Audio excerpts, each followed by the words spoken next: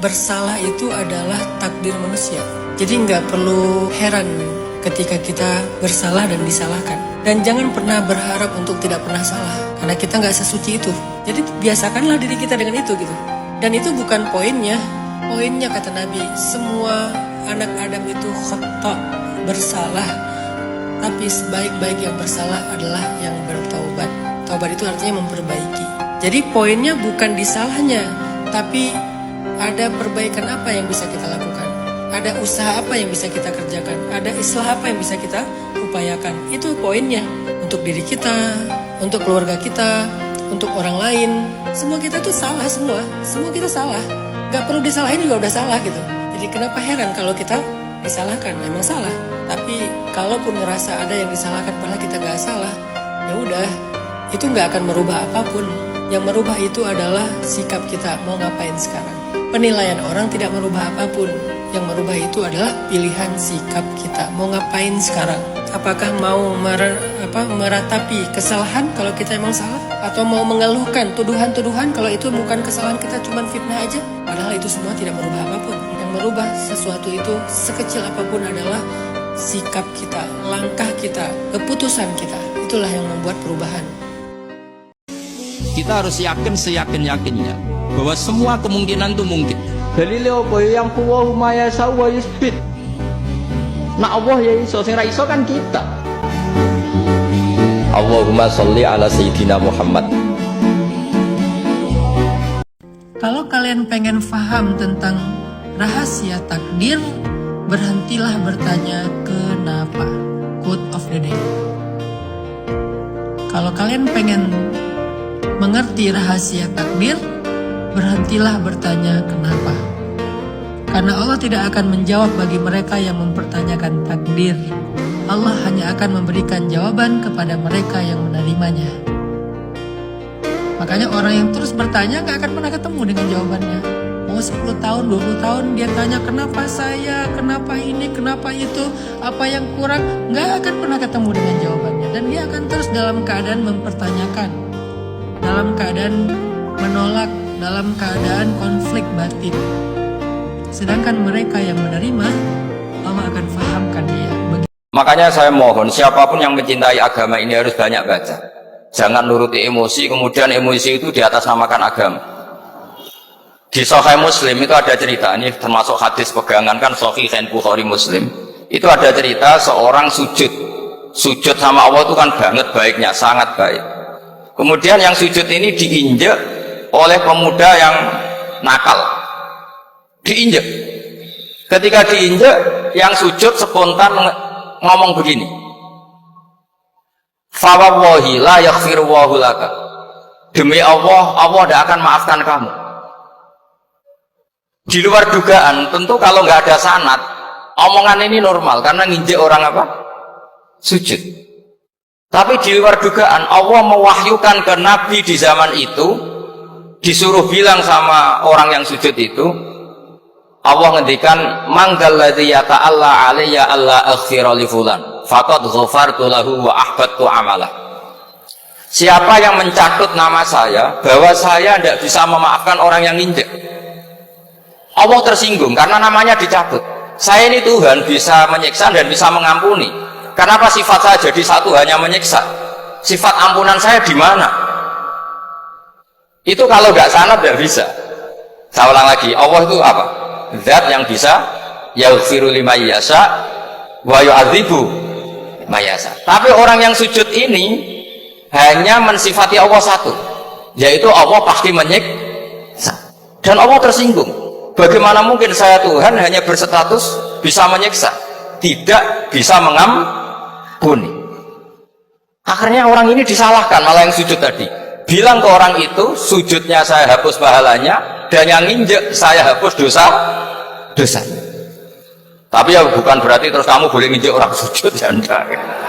Artinya gini loh, saya hanya memperkuat moderator tadi, berpikir agama itu berdasar sanad. Kalau nuruti emosi pasti kita akan setuju Allah tidak ngampuni yang menginjak.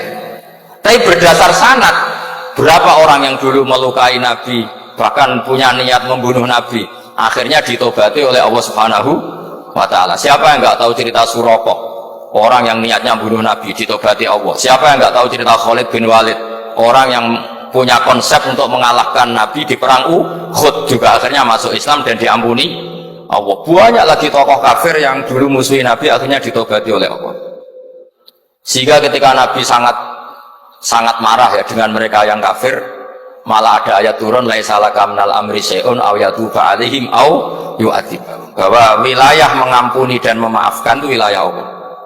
Tentu kita secara syariat akan mengatakan yang injak itu salah, pasti itu. Kalau yang injak itu pasti salah, yang kafir pasti salah. Tapi jangan katakan kalau Allah tidak bisa menobati mereka. Lagi-lagi yang bisa mengertikan itu apa? Sanad. Kita harus yakin seyakin-yakinnya bahwa semua kemungkinan itu mungkin. Dalile apa yang huwa ma yasau wa yusbit. Nak Allah ya iso, sing ra iso kan kita. Allahumma sholli ala sayyidina Muhammad.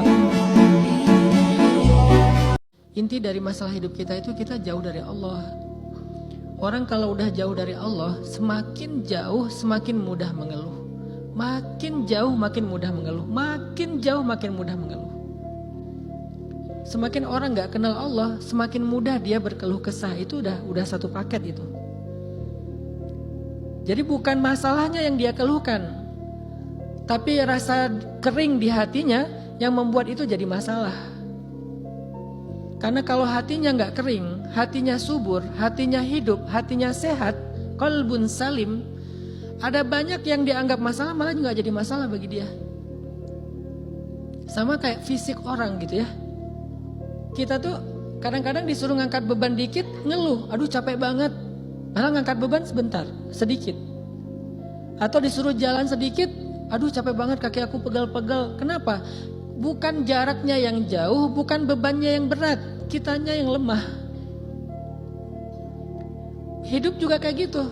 Bukan masalah kita yang banyak, bukan masalah kita yang berat. Terkadang emang hati kita yang rapuh. Kenapa hati itu rapuh? Karena dia jauh dari pemiliknya. Karena dia gak pernah disiram dengan sesuatu yang membuat dia subur. Apa yang membuat hati itu subur? Gak ada yang lebih daripada zikir.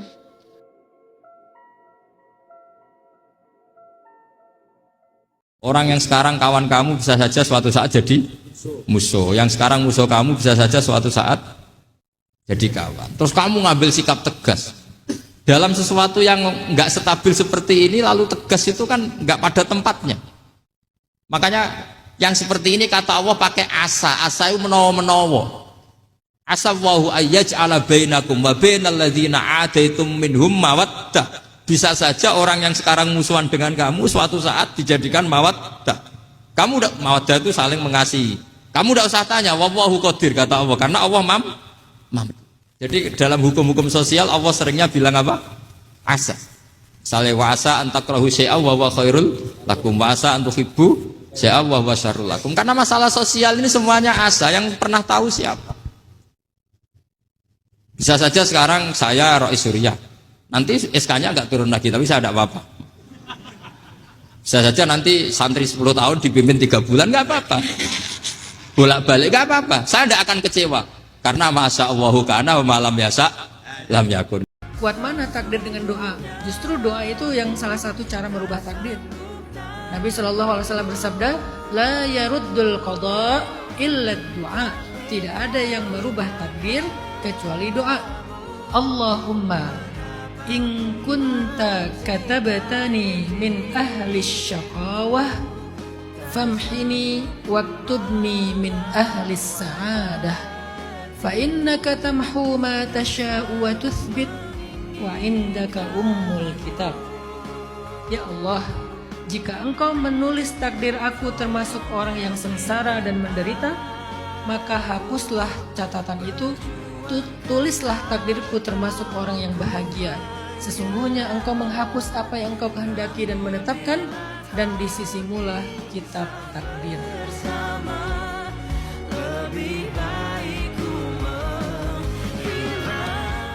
Dulu ketika Rasulullah itu sugeng masih hidup, itu ada kekuatan politik. Satu Romawi bertuhan, yang satu Persia tidak bertuhan, tidak berkitab suci. Ketika Romawi kalah, itu Rasulullah itu susahnya bukan main. Karena yang masih mentautkan diri dengan Tuhan, kalah sama yang sudah tidak bertuhan. Dan ketika akhirnya Persia yang kalah, yang menang Romawi, Nabi itu ikut senang. Karena yang bertuhan mengalahkan yang tidak bertuhan. Kenapa penting bertuhan? Karena bertuhan itu setidaknya punya aturan. Melakukan ini dosa, melakukan ini dosa. Empati sama fakir miskin itu ibadah. Semua agama pasti sama di tema-tema seperti itu. Sehingga berketuhanan ini penting sekali, kata Pak Quraisy tadi. Berketuhanan itu luar biasa.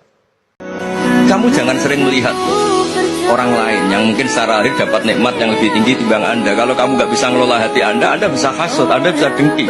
Paling tidak Anda bisa ada syukur. Mata kamu itu kamu batasin. Jangan melihat sesuatu yang potensi Potensi menjadikan Anda tidak syukur.